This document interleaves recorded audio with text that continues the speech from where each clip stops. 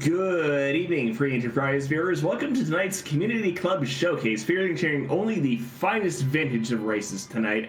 We bring you Bacchus drinkers. My name is Esgrant. Joining me in the Restream booth today are Dathis on the Restream, alias 5891 pushing the buttons, and joining me on comms today is Andrew Dave. How you doing tonight, Dave? Oh, I'm doing great tonight, Grunt. How are you? I'm doing okay, and the concept of Bacchus drinkers is to drink Bacchus wine and hit things. And tonight's race features one particularly stinky sage and his ever-present nemesis Golbez. But most of the rest of the characters in the scene we expect to be the heavy hitters. So if things go well, we should be getting through this in record time. Oh, I'm hoping for an absolute record time. Maybe super early Golbez and a pass. Let's see Panic Go mode tonight. Yeah, of course we could go the other way and end up with our resident comedian or heckler or whatever you want to call him hiding somewhere in the depths of the giant or maybe at the bottom of the moon or something like that. It can go either way here, really. But with any luck, our racers tonight won't have any trouble assembling their parties and getting to hit things. That's both our restrained races tonight, Simbu, Pos, Morpheus, fantastic racers and members of the community. Yeah, so I'm expecting things to go relatively smoothly here. Not necessarily fast, depending on where Golbez is, but we'll see how things go here. Relatively smoothly, like that wine we'll be drinking. Yes, very smooth, very fine finish. Well, we'll see how it goes. And speaking of which, what kind of drink do you think Tellah enjoys?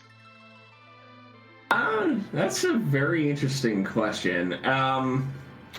He's probably got quite the fine taste in all of his years on the Blue Planet. I don't know what sorts of wines other than Bacchus wine they drink on the Blue Planet, though, so I guess we'll never know.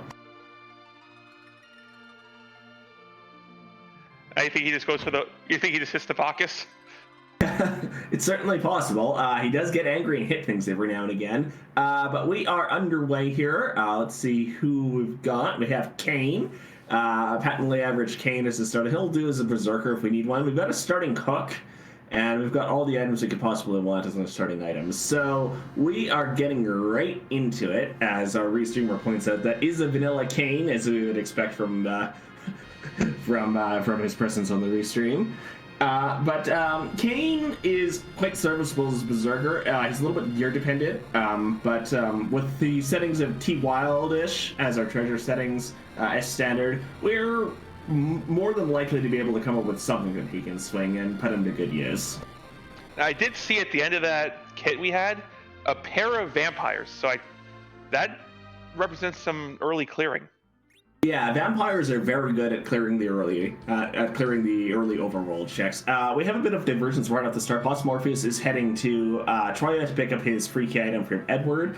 Simbu, interestingly enough, is headed straight to Kaipo, checking the bed there, and I believe that was another Kane we saw in the bed. That certainly looked like it. Alright, and we just get a life staff from Bedward, so no particular value there. It'll be a nice weapon for Tellah to be swinging in the short term if we need him to do that, but not the key item we're looking for. Simbu picks up some cabins from the Kaipo shop. There are also exits present there, but we have Tellah who can cast exit, as is demonstrating by getting blockaded by Kaipomus. Oh, Kaipomus. Oh, Kaipomus. Never change. Yeah, so Possum is now looking the watery pass, pulls a dancing dagger from one of the chests. That's a good early game find. We've got an ice brand for that Kane as well, which is a perfectly serviceable early game weapon. And that was a Yang as our character. Possum has decided no monks today. Simbu, on the other hand, is taking that Yang. Might be just because Simbu wants what's behind him. Yep.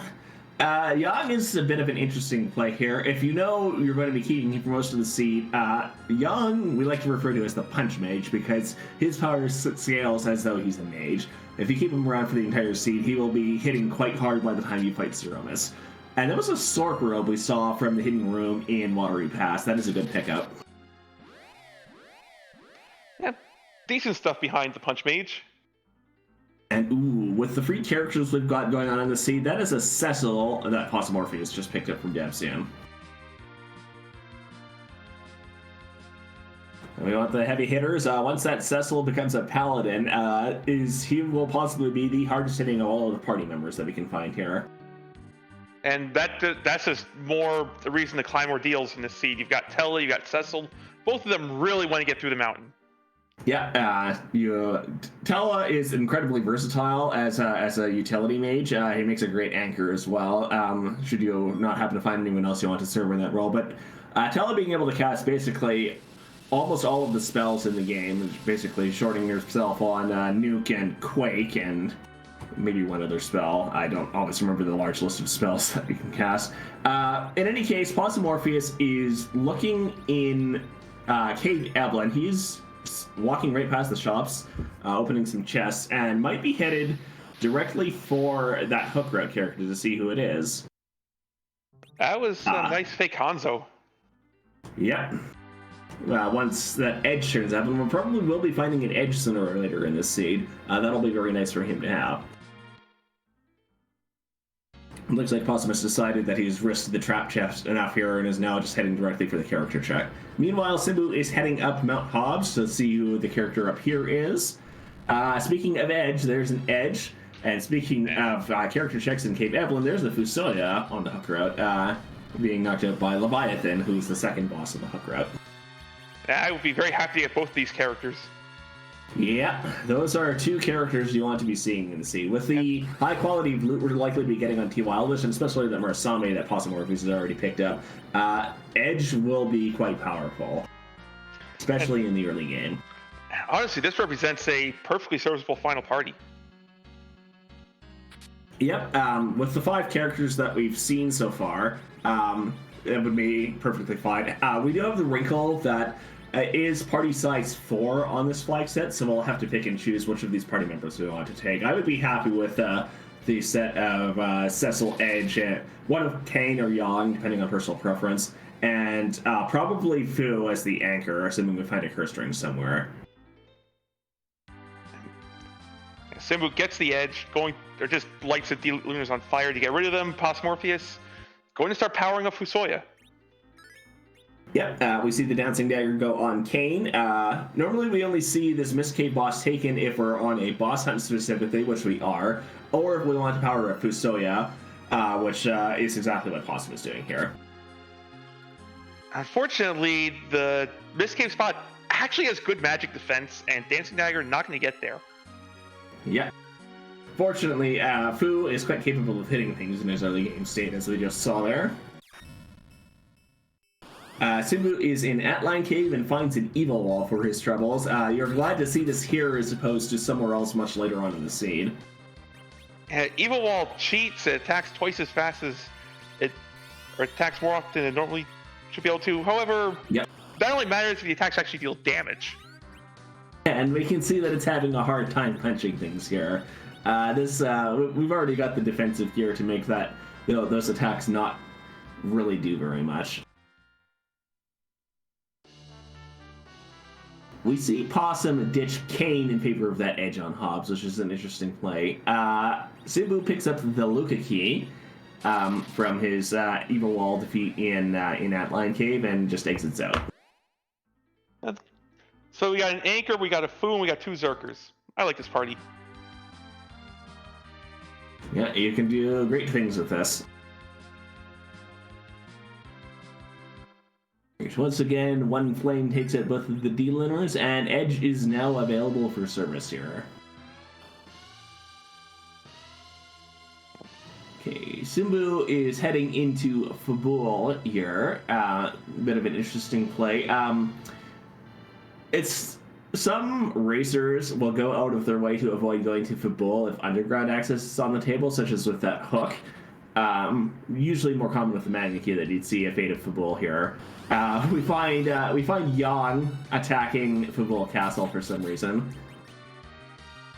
Oh, case of mistaken identity. We thought it was a home invader. Yep. Oh, yes. Hey guys, I'm whack. Yeah, exactly. But of course, Fabul Castle has a total of 3 checks that you can make here. There's the Defend Fabul check, and you can make a check here by talking to Yong's wife, Sheila, after finding Yong in the underground. And once again, after hitting Yong with a pan to get the 3rd key item. Some racers will, I tend to categorize myself amongst these, will go out of the way to avoid going to Fabul unless you can make more than one of those checks at a time. But Simbu is through the defend check and picks up an earth crystal for his troubles. That's a nice pickup. We can open the treasury now if we so choose. We can look at the 2 boss spots that are in Zot. Well, technically you don't need the earth crystal to check the first boss spot, but most runners are not going to go out of their way to check that boss spot unless they absolutely have to. And of course we get the 2 character checks, but it looks like we've already got a perfectly serviceable party here. The second reason you could make for going to Fabul and why I like going to Fabul in this situation, you got a hook, and hook routes are stinky at times.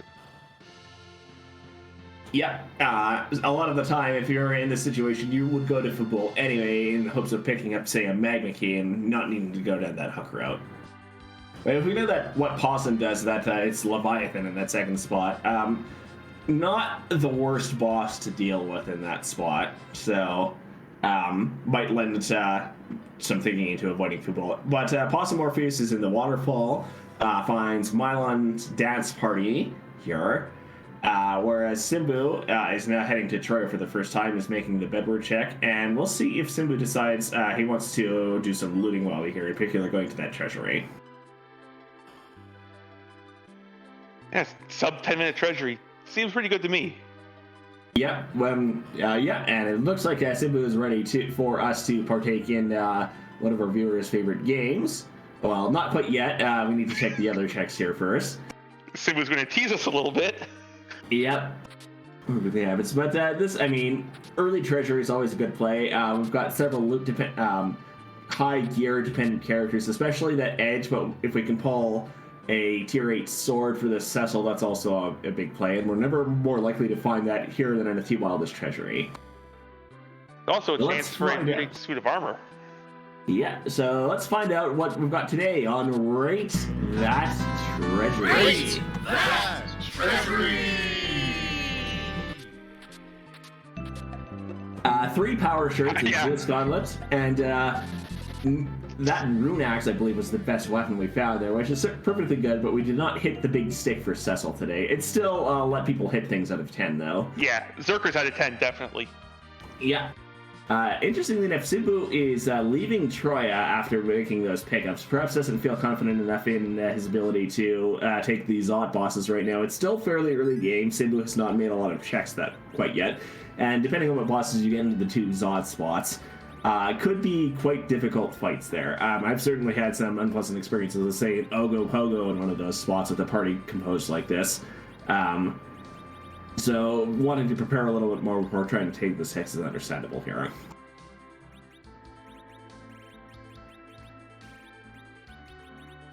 Alright, Possum is now also about to get that Earth Crystal. This may be a play, get the Cecil online before going back in there. Yeah, that's also certainly possible. We probably want to see an ordeals check done before we go up to Zut. And so that's Edward and Baron Inn, guarded by D-Imps, Dark Imps, in the first boss spot. Not a boss you want to see here. This is basically a free fight no matter who's here, with a couple of notable exceptions, of course. But we can see here that the one Flamecast from Edge is enough to get us through that fight. Which leads to the second boss, which is Baigan. This spot is kind of punchy. You don't want to see a multi-target boss here like this. Fortunately, this spot also mimics a turtle. Yeah, if you've got someone fast in the center slot here, it would basically never get a turn. Right now we've got Tellah in that spot, so we are going to see a few turns from this Baigan. Edge is hitting hard enough that this is not going to be a problem anyway. Oh, and Simbu's Tellah is a Stardust Rod to sweep the arms every time they pop out. Alright, the way things are going here, those darts, the Stardust Rods, Baigan didn't even get a turn to damage anything. We do see that Possum has also followed to Baron Inn rather than going directly for Zot here. Possum's Foo has Quake, and that just ends the fight immediately without needing to use the Stardust casts or darts or anything of that sort, and we get a Protect Ring for our troubles. Because what we need is more Protect Rings after all the ones we found. Yep. Realistically, the Foo spells are the real prize for Possum here. Okay, yeah. So both of our runners are through Baron Inn right now. Possum still hasn't checked the treasury yet, but he might be intent on doing a one-and-done trip there. We do see Simbu making 4 ordeals, as you would expect with the Tellah and the Cecil in the party, and not having done Zot yet. I think we'll see Possum do the same thing. It makes sense to not immediately go to the treasury. Foo with Quake can just sweep the overworld. Yep. One of those characters who just makes short work of the overworld. A properly equipped Edge, or even a vanilla gear Edge, can make quick work of the overworld as it is. Speaking of Edge, there's another Edge. As the character in RGLs. Would you like second does not Edge? Take the extra Edge. One Edge is good. Second Edge is... Was that a crystal sword we just pulled from that chest? No, it's not. I think it was crystal gloves. Sword. Yeah, crystal gloves. We can't get a crystal sword here. One can hope, though. Okay, that's it's a blue zombie dance party up here. No, it's just Water Hag. Okay. The ordeals, alt gauntlets, are not particularly difficult to deal with, especially not with a flame casting edge. They're just, especially the back attack alt gauntlet is disrespectful of your time. Yeah. That's basically it. Because every single fight there back attacks you. And one of them is 7 zombies. Yep.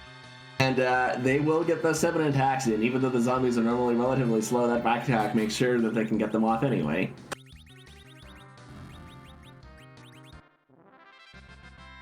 Yeah, one thing I'll point out that both of our runners are doing is with the slow text that you get from the Water Hag fight, we're taking the opportunity. Ooh, here's our resident heckler back attacking us on on ordeals. Okay. Now the question: where is the pass? Here? Alternatively, where is the darkness crystal? But that's considerably stinkier.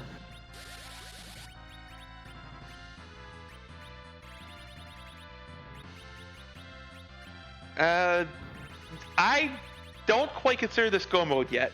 Yeah, we're not exactly in go mode until we actually have the ability to go and fight Zero-ness. Yeah, we're missing a key component to go mode. Yeah.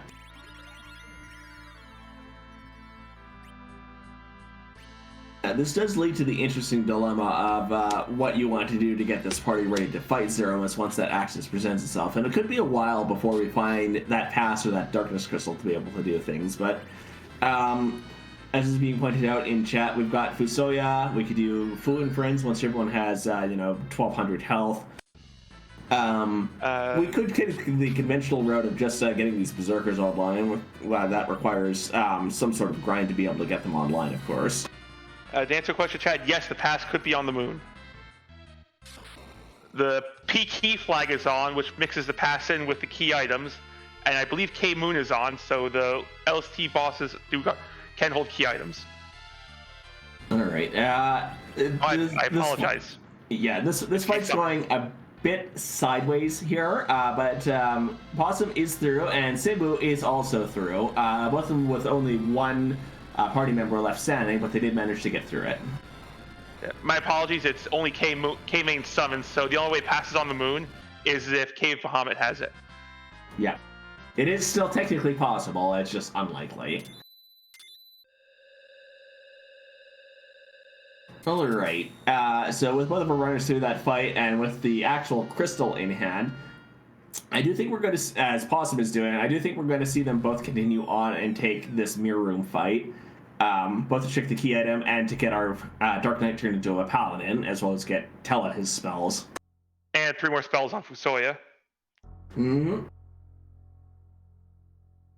And it's a key item that starts with P. Unfortunately, the fact that it's a key item means that it's not the pass, it's just the package. And you couldn't have been nice and made it the other key item that starts with P. All right, it's a Sparkle and it's Plague in the room. Probably better to see Plague here rather than, say, the spot immediately before this, or in fact, some of the later spots as well. Yeah, Plague at back attack if you're fast anchored is a very very quick trip back to the save file screen. See, the trick there to fast anchoring through that spot is just make sure that your edge can hit for 3,000 damage and end the fight immediately.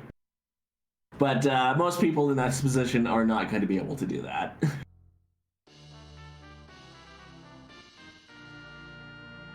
Fire Blizzard, I could use a pan, maybe fry up a nice snack.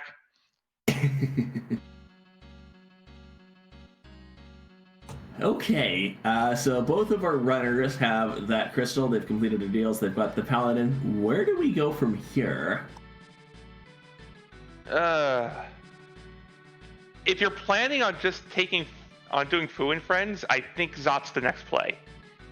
Yeah.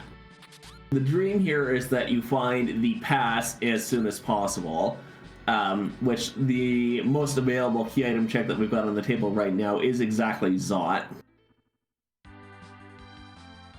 Which appears to be what Possum is doing. I mean, Possum also hasn't checked the treasury yet, so he'll probably do that on the way up. It does look like... Okay, where is Simbu going here? Looks like Simbu is picking up the hovercraft and is probably going to take a stab at that hook route. Maybe just here to check the character, which we know is Fu.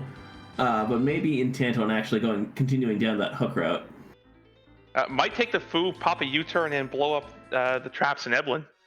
Yeah, that's also certainly a possibility here. I think Simbu has done enough bosses that Fu will have Quake as well. Yeah, Quake was super early, like 1100. Yeah. Okay, Possum fighting the infamous inventory boss here, going through that treasury. But now has this power shirt, so I think we will see Possum just head directly at Zot at this point. And yeah, the seeds yelling at you do Fu and Friends. Those were elixirs for sale. Yeah, Simbu does check that shop. We saw elixirs. We also saw the Leviathan summon, which is completely irrelevant because Riddy is not in this seed. As expected, that's Possum heading up to Zot. Just a minute or two, we'll be seeing who the first boss here is, as well as the two characters that we probably don't care about at this point. And then the key item and the second boss. It's really that key item that we're going to care the most about here. I know Possum didn't check it, but those were ninja swords for sale in the hook rod weapon shop. Yeah. So if we have a notion to get that edge properly online and just hit things for the boss fight, that's certainly a nice pickup for that. Really, I think the way forward here is going to depend on whether or not we find adequate weapons for all of our party members. We've got that rune axe, which will serve in a pinch for either Kane or Cecil. We've got the Murasame. We can buy those ninja swords if we want to. But we're not quite in the state yet where we can fully kit out everyone here. Simbu did pick up a light sword from one of the chests on the hook route, which Possum did not check. All right, at that point, Possum decided to stop pressing his luck. Yeah, and there was a Gungnir, and there's the trap chest. Many people call this the worst trap chest in the game. These stale men are extremely fast and hit relatively hard at the point that you're likely to be checking this. We probably are going to be okay here, especially with that hourglass that's coming out. And we also, going on Tellah, we have Oh, we're right. We have the Kaipo guards as the first boss in Zot. Kaipo guards meet Quake.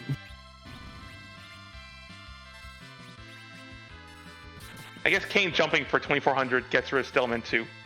Yeah, that works.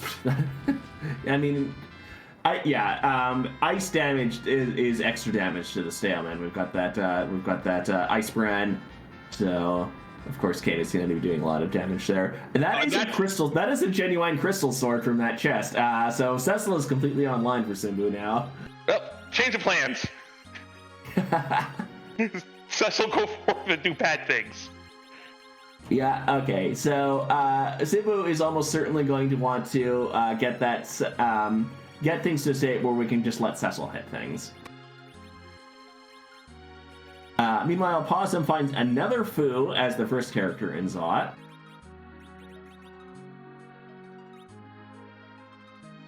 And finds another Kane in a little bit of French vanilla in the second character spot in Zot. I wouldn't be surprised if Possum decides to take the second Foo and might do Foo and Friends. Does not take the second Foo. I was thinking he might ditch the Cecil for second Foo. Okay, but here's Simbu finding Foo, and here's Possum finding the Magus sisters in the second boss spot. Another taste of French vanilla here. This Quake will do serious damage to them. This upcoming Fire 2 is going to do some serious damage to us.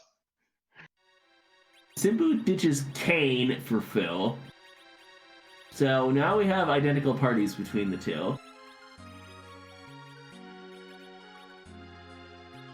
Alright, one Quake and one hit from Edgelighter ends the Magus Sisters fight for Possum Morpheus. And Fiery Blizzard pointing out, this is the past. Possum probably does just ditch the Cecil for Foo.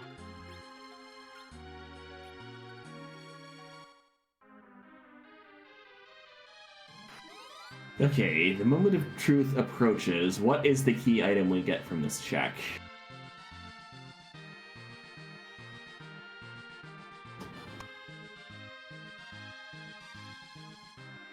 It is a fourth power shirt. Okay, now that Cease is taunting us, this can keep giving us rewards to start with D. Exactly. Okay, so Possum out of options is going to head down to the hook route here as well, unless he wants to do Castle Evelyn first, which is a possibility. We still want to find a big stick for that Cecil if we want him to hit things. Simbu, meanwhile, is towards the save point in the upper tower here. We'll shortly be seeing who the first of the two bosses along the hook route here is. Unfortunately, we know where at least a crystal sword is hiding. Yeah. It is, I mean, Possum has a much better equipped party here. I would wonder if he's going to open some more chests on the way down that hook route in the hope of finding those trap chests and checking them if he doesn't turn up anything here. In which case, he too will find that crystal sword. We just have a Sura at the first spot. This is a nice, friendly boss. We do have that rune axe from the treasury as well. This spot, fast, decently punchy, but Asura only counter punches. Yep. Also, I think Fu is winding up a Meteor. Yeah, so Possum has found Mad Ogre's chest, attempts to cast Stone, which whiffs, as is wont to happen with Possum and off-slot characters. But that's neither here nor there. Simbu casts Meteor just to demolish that Ashura without putting up any more of a fight, and is into the Leviathan fight in just a moment. Simbu deciding to take some wisdom and realizing that Asura can't counterattack if she's dead. Exactly. It is the best way to inflict the swoon status.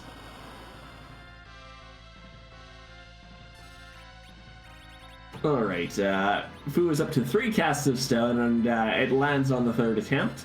So we'll see what's in this particular trap chest in just a second. That is genuine Hanzo steel. That is a very nice pickup for Edge, and that is also a curse ring out of one of the random pots.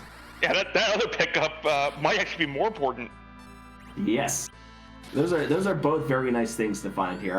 We are all set for anchoring on Possum's side, whoever we give that curse ring to, whether that be that Tellah, whether that be that Fu, if we want to take a third Berserker in place of one of those two characters. We are set for letting people hit things. And on Simbu's side, ooh, and in that second trap chest is an adamant armor. Very nice. On Simbu's side, we just see characters are zerked up. Got Lit 3s coming out. Yeah, and that ends the Leviathan fight. Simbu is through the hook route. We'll be launching the Fog in just a few moments, and we'll be underground to resume the key item hunt, either for that pass or for that Darkness Crystal to get us up to fight Zeromus. Possum picks up a defense sword, which will be a nice addition for that Kane, or possibly Cecil.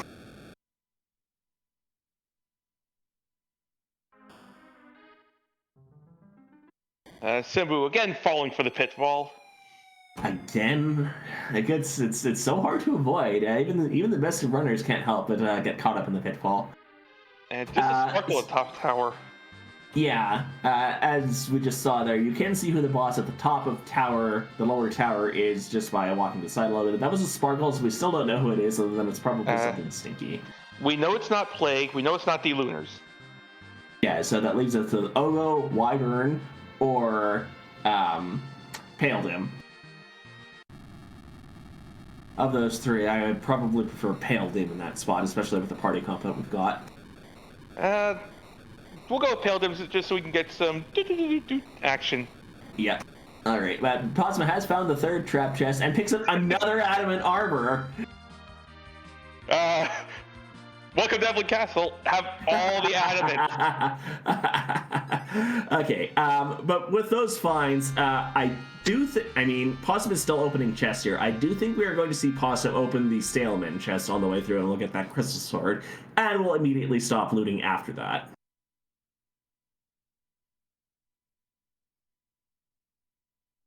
As his first stop underground, Simbu is hit Dwarf Castle. Do we have the Warp on? Warp Lich is on. I was just double checking that. So this makes some degree of sense. We get, assuming you've got someone who can cast Warp here, and of course we've got multiple people that can do that, you can get 2 key items here for the price of 1. We have Valvalis as the first boss here. Fortunately, we have 2 very heavy physical hitters here, and we've got the means to just zerk them up and let them hit things. Yeah, as with most bosses, Val is allergic to getting hit with a crystal sword. Yep. Possum is taking a moment to check those shops. You'll probably find the ninja swords here as well. Actually, no. He is passing up the weapons shop. Makes perfect sense. The ninja swords are useless. Yeah, and in this case, we've already got better weapons than ninja swords, so there's no need to actually check the weapons shop. And the types of weapons that we want to find for Cecil are not the kind that you can buy in stores here in this scene anyway.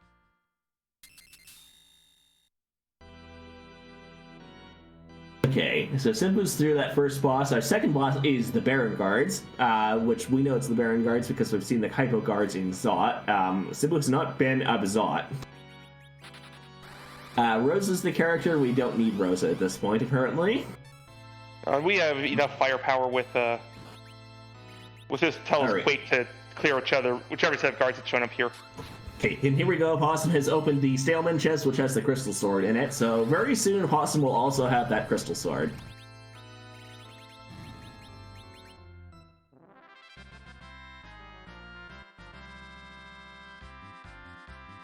So at this point, Possum, with those 2 adamant armors, is going to have a slightly easier time getting underground. But we've got adamant, crystal, Zeus, Cecil online. Basically, the dream here. But it's just a matter of how long does it take Possum to get underground from here, and where is our Zeroma's access hiding? Well, Simbu's about to give us 2 attempts at finding it. Yep. And there's a good chance both of these are some sort of key item, given how many songs we've seen so far. Yep.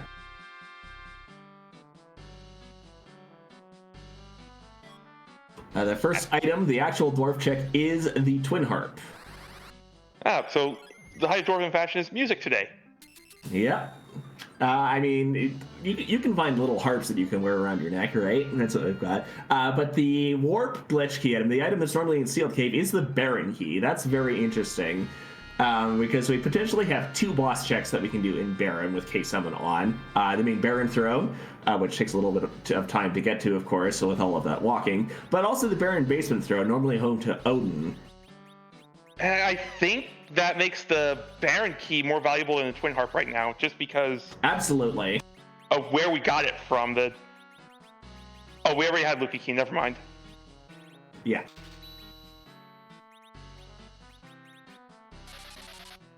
So that Baron Throne was ready in logic. Yep. So the Baron Key is certainly more valuable than the Twin Harp check is at this point, and probably I would argue that that's the most valuable check that we could be making right now, just because unless you want to head down to the Fey March and take those 2 bosses, as well as the freebie check, it is 2 key items potentially to the one of basically anyone else. Sibu is in Tamra and has found sirens. And that's very important. That signals that if we want to get these Berserkers online, which we absolutely do at this point, given the high quality gear that we've got in hand at this point, that we can just do that. And Simbu has decided to go beat the Fey March, at very least checking the freebie. Yeah. Yeah, in my view, this is one of the 2 major plays that you can be making right now is firstly go down to the Fey March, check the key item, peek the bosses, take whichever of the bosses you can take with this party right now, and potentially get up to 3 checks by doing this. The other play that you can be making is to go follow up on the Baron Key immediately.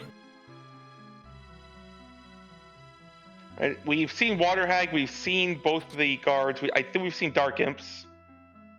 We have seen Dark Imps. Dark Imps were Baron in 1. We've not seen King Queen Evelyn yet, I think. Most importantly, we just found Bacchus wine. Yep, and we only got a Sand Ruby from the Fey March freebie, but we have the wine to go with the Zerkers tonight. It can't be Bacchus Drinkers Club without Bacchus wine. Exactly. And without the people who know what to do with it.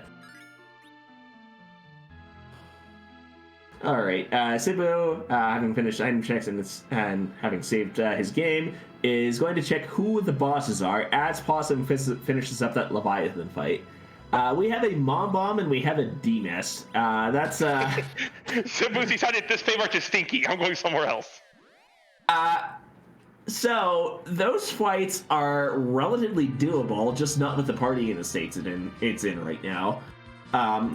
If you want to go somewhere and get a key item or 2 and start popping those sirens, we can get through those fights. Possum is in a much better position to take those fights actually due to the adamant armors.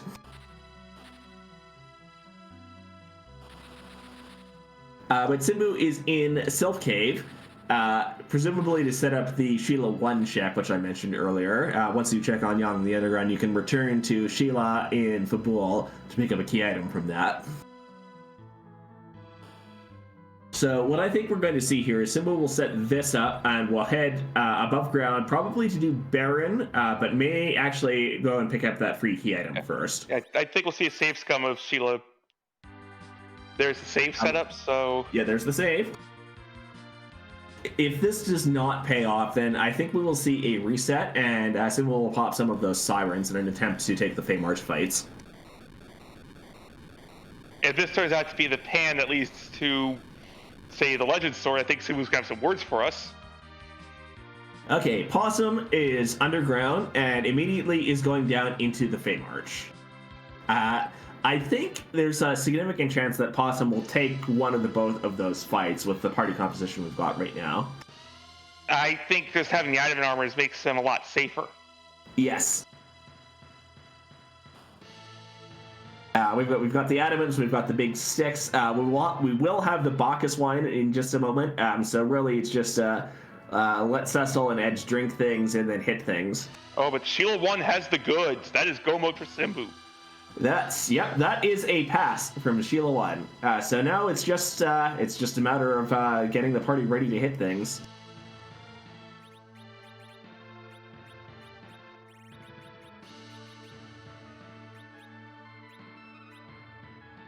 Looks like we're on the faster side of a seed tonight after all. And Simbu most likely going to take a grind, crack a few eggs, and take the passes aromas. Possum is most likely going to get set up and take these 2 fights. Yeah, we saw the camping gear get used, but no, it looks like Possum is just going to exit out here. And I also decided this is a stinky Fey March. Yeah, both those fights are very much winnable. The D-Mist is kind of rude just because it resists Holy. Oh, now this is interesting. Possum is also headed to Sylph Cave. Might not be that far behind here if Possum chooses to leave the underground after setting this up. And Possimorph is deciding just do your freebies first. Which in this case is exactly the right play. Simbu's already on the egg grind. Yeah, I think Simbu's got the time advantage here. Possum does have the equipment advantage, but I don't think that's necessarily going to be enough to catch up here. Even if Possum heads directly above ground here. It actually looks like that is exactly what Possum is doing. We'll be heading to Sheila 1 to pick up that pass. And to answer question, yeah, I guess when you have Crystal Sword Adamant, everything is kind of free, but there's free, and then there's I still have to fight for it free. Yeah, free and free in quotation marks.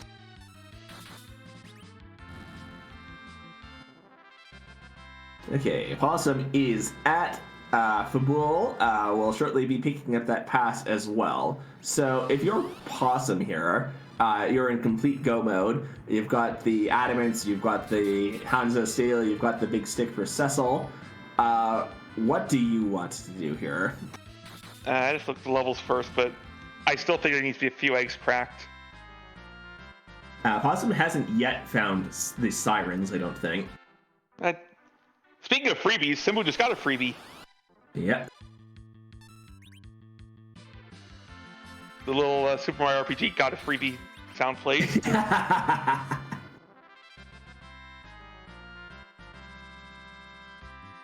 Yeah, okay. Possum appears to be heading back underground at this point. Or, no, Possum is heading to Mysidia, is going to do a character swap. -1 Tellah, +1. Oh, right.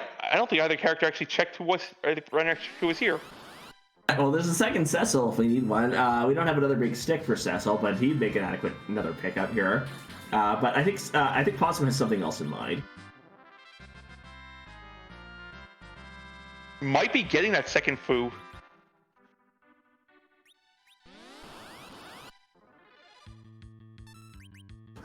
Ooh, Yep. Now that's bold. I like it. We're going straight to Z right now. Heck, a grind. Yeah, that's what's happening. We are going to see Possum head immediately to Z here and do Foo and who else again?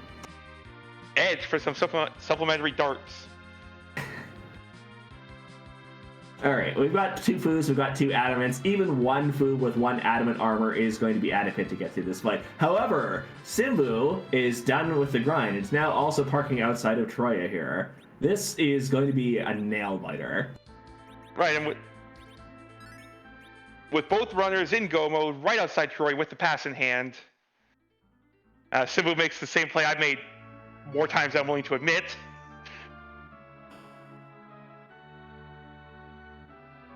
I believe there's a question you're going to be asking soon. Yeah, so we are heading into the natural home of Zeromus at the bottom of the lunar subterranean, courtesy of the pass shortcut here. As much as we would like to sometimes, we can't exactly move Zeromus from the spot in which Zeromus normally resides, because, well, this fight is rather unique.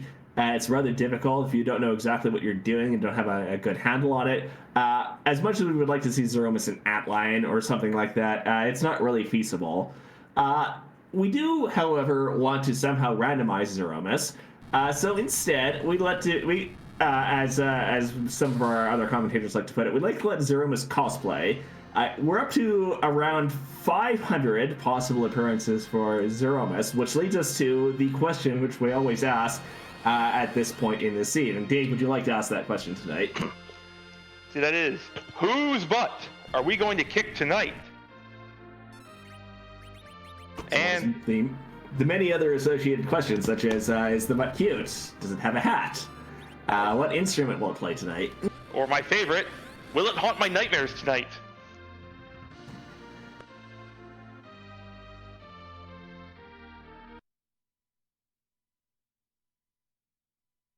Okay. So we're going to see two different strategies for the Zeromus fights here. Of course, with the two different party compositions that we've got here. Simbu's opting for the tried and true and in the spirit of the seed approach, if you will, approach of just letting Cecil and Edge hit things with some occasional support from Fu. Possum, on the other hand, is going to be relying entirely on those Fusilius casting Nuke in pure reflex strats. Right, so we're going to see nukes and maybe a dart or two from Edge. Yeah, so you might ask why Possum is approaching things this way. The short answer is that by dealing only reflected damage past a certain point in the fight, Zeromus is intended to have more health than the Super NES can actually support. So the way Zeromus is set up is such that at a certain point in the fight, which I believe is past the first 45,000 damage, any direct damage to Zeromus will trigger a refill of his health. If you're doing exclusively reflected damage past that point, that refill doesn't trigger, and you only need to deal 61,000 damage in total. That's the short version of it, yes. And because the counter scripts, which is what causes the HP refill, do not trigger on reflected attacks.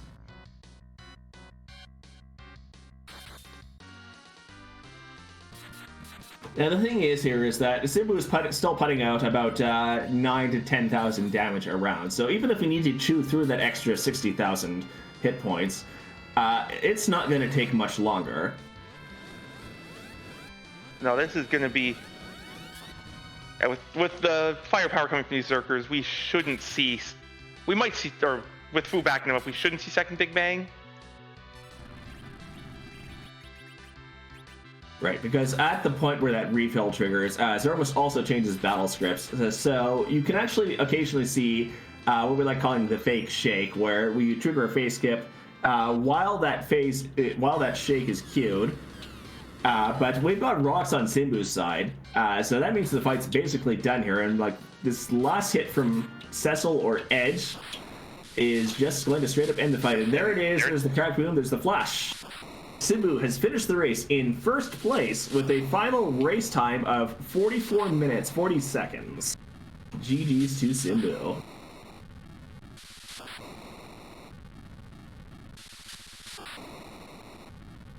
And we will see if Simbu wants to join us. On the positive side, we continue to see the reflected nukes flying. I think we passed the 45,000 damage threshold, so Edge is just going to sit there and play Chemist.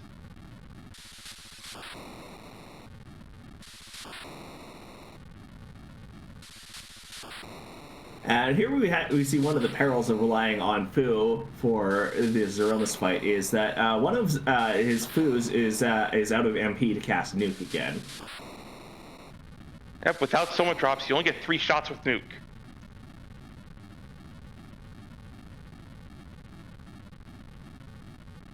Fortunately, we have elixirs to help us out with that.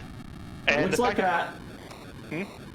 Yeah, it looks like Possum has the confidence that his last nuke will finish the fight, and that is exactly what happens. Possum Orpheus has finished the race second on Restream, second place overall in the race as well, with a final finishing time of 45 minutes and 50 seconds. GG's to Possum as well.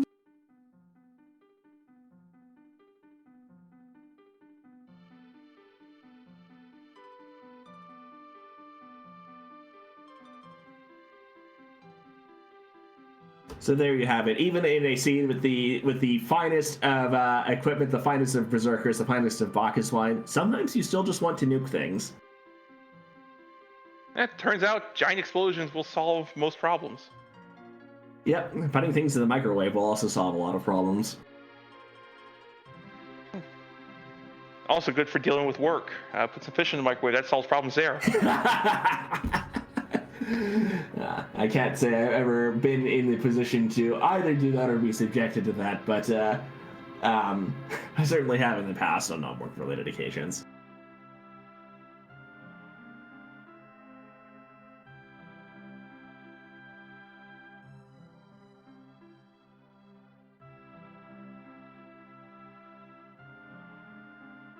Yeah, I think this is another excellent example of sometimes an early edge can make all of the difference in a seed. Sometimes it's an early food that makes all of the difference in the seed, and tonight we saw both. And we saw the early edge versus early food led to the runners taking different routes. Yep, and still got to the Zeromus fight at pretty much exactly the same time. Just the two different strategies led to one fight taking slightly longer, and that's what made the difference in the end here.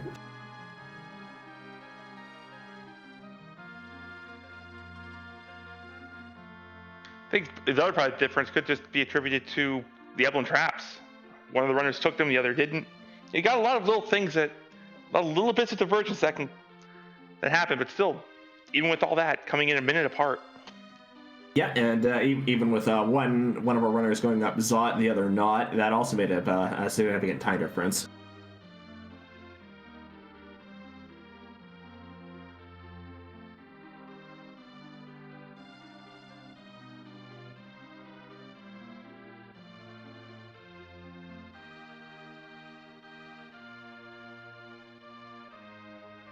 I'm real curious to see how long it would have taken to get this darkness crystal that was apparently behind the rat tail here. This is the alternative approach to finding that early pass. The good news is we had half the answer already. Yeah, we had that hook. What was a hook route? We just need to know where the rat tail was. That would have put us in the position to be able to go up to the moon on our own.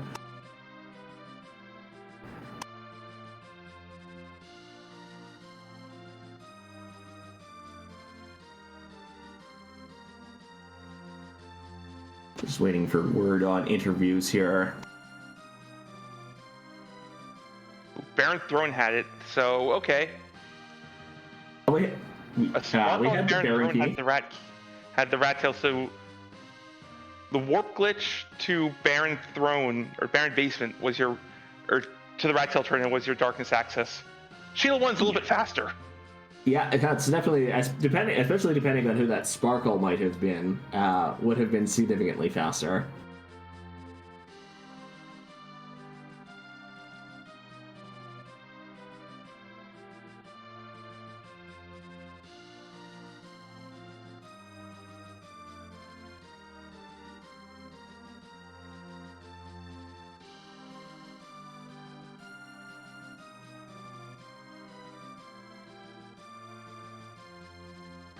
While we wait for potential word on interviews, it sounds like Apostle Morpheus has declined an interview and with the intent to get set up for a ladder race in just a few minutes. But while we wait for word from Simbu, I do want to take a moment to highlight the upcoming races for Free Enterprise. We have the next restream. We will have the Friday night community race. Which will be on the Free Enterprise 2 channel. That will be Friday evening at 10 p.m. Eastern, featuring the World Series of Final Fantasy Forge % flag set, a bit of a throwback to the origins of Final Fantasy. Following that on Saturday, we will have, at 3 p.m. Eastern, will be the next instance in the Baron Hero's Journey flag set, featuring a seed themed around Dr. Luge, with a Tellah taking the place of Dr. Luge, and a series of Sids taking the place of Barnabas, aka Balnab.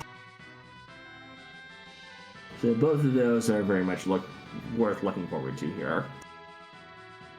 All right, and despite including those, we have ladder races going on, firing off usually every 4-ish hours.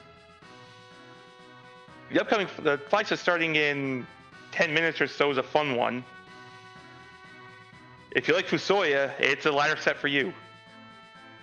That particular ladder race features the flag set Fusoya and Wario Land, affectionately known as Wario for short. If you like having an early game Fu, what about starting with a Fu who's already at full power? K-Trap is on, and it's not vanilla traps, but honestly, it doesn't matter. Fu just detonates them anyway. I mean, you kind of need to give Fu a bit of a challenge, especially if he starts with all of his spells.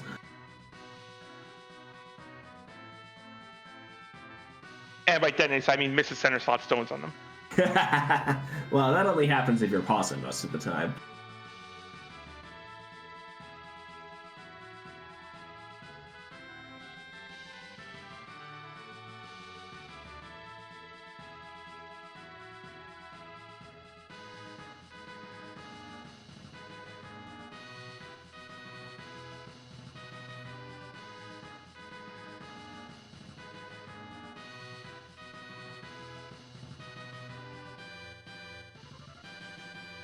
will unfortunately not know what harp was.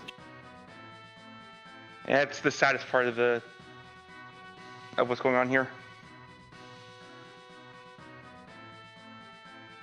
I think we're about to get word on whether or not we're getting another interview here or not. Yeah, we'll see if Simbu wants to join us. Possimorpheus, as we said, has declined. He wants to play the ladder, and honestly, I don't blame him. Yeah, hey guys, your resident restreamer here. Just a little bit caught up on something. Yeah, as said, Possum has declined. No word on Simbu's just yet.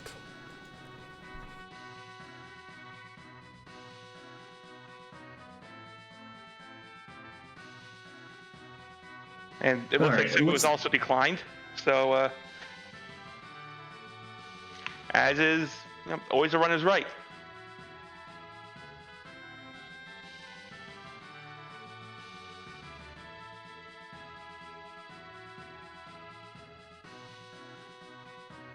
Okay, that does bring us towards the end of tonight's broadcast. I've already mentioned what we have coming up next for our own restreams, but I do want to take a moment to thank our restreamer Dathis, our tracker Elias, for pushing the buttons tonight, as well as, of course, my co-commentator Andrew Dave for following us through that quick blitz through the overworld and one trip to Sheila to get us the pass. And big shout out to you as well, Grunt. Great time working, or great time doing comms with you. Does look like we're going to be heading over to GDQ. Yeah, the only game's done quick. So as it happens, one of our very own community members, Asuka, will having a run up in the near future, in particular in the early morning. So go give GDQ your love and support, and especially for our own runners whenever they happen to be up there. At GDQ right now, if you like cats, they're playing a game for you right now. They're playing Stray. Yeah. All right. So thank you all for coming out tonight, and we will see you over at GDQ and back on Free Enterprise 2 for the Friday night community race. Thanks all for coming out.